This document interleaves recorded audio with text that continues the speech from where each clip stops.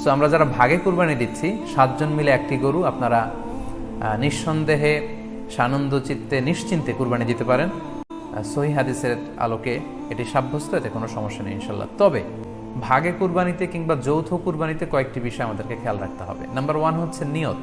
যৌথ কুরবানি দিতে দিতে যে কার মনে কি চিন্তা, কার মনে কি নিয়ত, আমরা কিন্তু কিছু জানি না।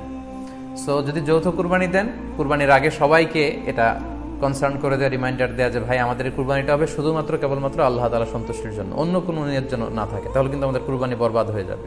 এটা হচ্ছে প্রথম কনসার্ন। 2 নম্বর কনসার্ন হচ্ছে হালাল উপার্জন দিয়ে কুরবানি হতে হবে। যৌথ কুরবানিতে কেউ কেউ যদি এমন থাকে যাদের উপার্জন হালাল না, সেই কুরবানি কিন্তু আল্লাহ তাআলার দরবারে কবুল হবে না। আরেকটা হচ্ছে লৌকিকতা। লৌকিকতা যদি থাকে তাহলেও কুরবানি কবুল হবে না।